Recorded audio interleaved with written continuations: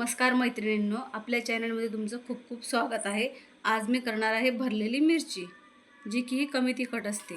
त्यासाठी मला लागणार आहे तीळ 1 वाटी, 1 वाटी शेंगदाणे, लसूण, 3 लवंग, मिरे, बडीशोप आणि मेथी दाणे। तर आधी ह्या मिरच्या मी चिरून घेते आणि इकडं शेंगदाणे आणि तीळ भाजून घेते।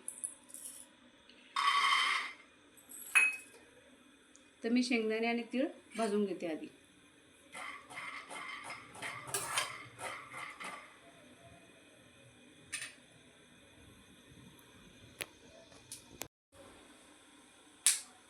आता आपण शेंगदाणे चांगले भाजून घेऊया।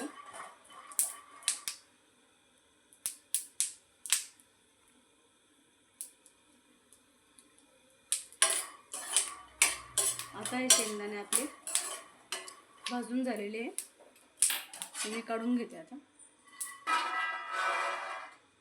आपण ह्याच फ्राय पॅन मध्ये तीळ भाजून घेऊया।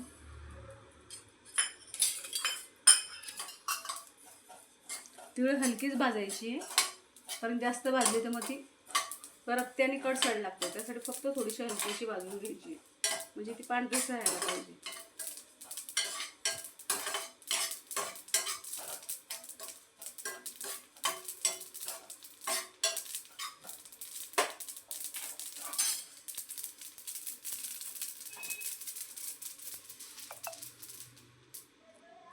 आता आपण हे तीळ आणि शेंगदाणे भाजून घेतलेले, आता आपण याला थंड होऊ देऊ आणि मग मिक्सरमधून बारीक काढून घेऊ। तोपर्यंत मी मिरच्या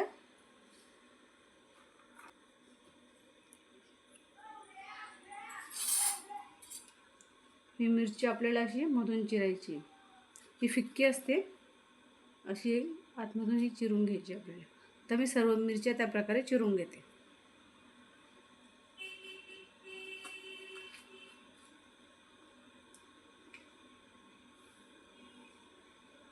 आता आपण मिक्सरचं भांडं घेतलंय, यात आपण हा लसूण, हे लवंग, मिरे, बडीशोप आणि मेथी दाणे हे आपण आता वाटून घेऊ।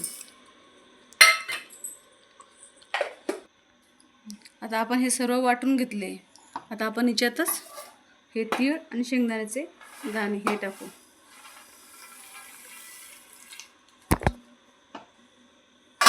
याच्या सोबत आपण इथे टाकणार आहोत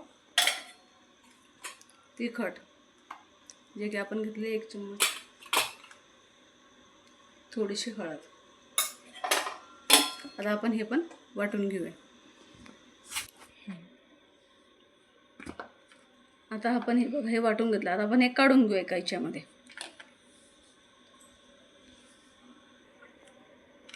आता आपण याच्यात टाकणार आहोत चाट मसाला, थोडासा आंबट गोड होण्यासाठी। चाट मसाला टाकला आपण याच्यामध्ये। आता आपण याच्यात टाकणार आहोत मीठ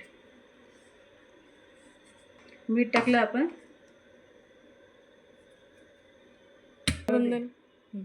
आता आपण याच्यात टाकणार आहोत लिंबूचा रस, जो की मी घरी करून ठेवते।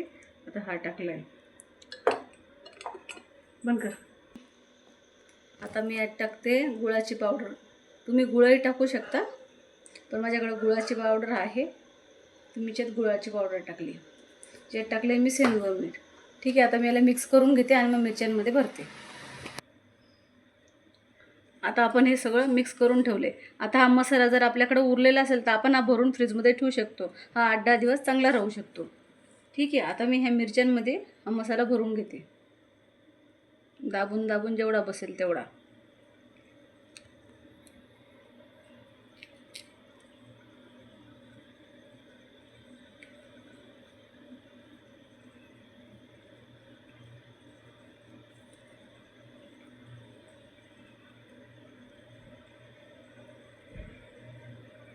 अशा प्रकारे आपण सर्व मिरच्या भरून घ्यायच्या।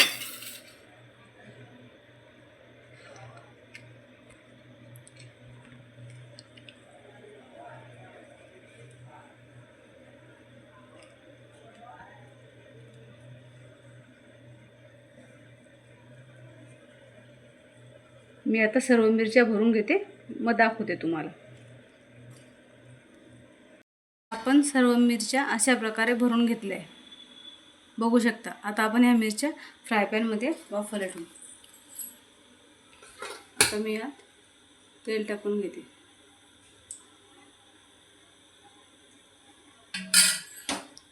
आता तेल आपलं गरम झाले. आता आधी आपण ह्या मिरच्यांची जी भरलेली मिरच्यांची साईड आहे ती आपण अशी ठेवूया आणि सर्व मिरच्या वाफवून घेऊया.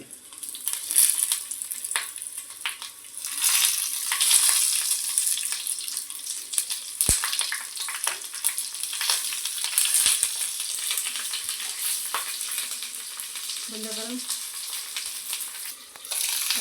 आता आपण या मिरच्या सर्व ठेवल्या आहे. आता आपण याच्यावर झाकण ठेवून याला वाफवू. आता बघूया आपण या मिरच्या झाल्या का. या बघा, आपण आता यांना आलटून पालटून घेऊया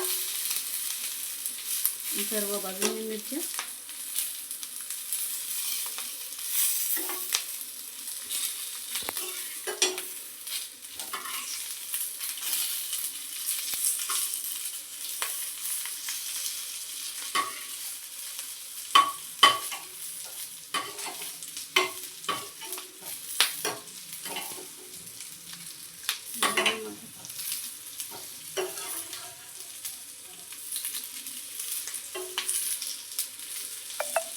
आता आपण यात थोडंसं पाणी टाकूया आणि यांना वाफवून घेऊया.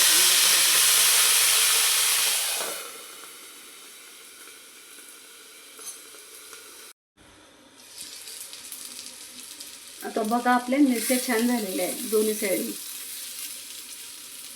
तर तुम्ही ही मिरची खाण्यासाठी रेडी. अशी तुम्ही गोड आंबट मिरची बनवू शकता.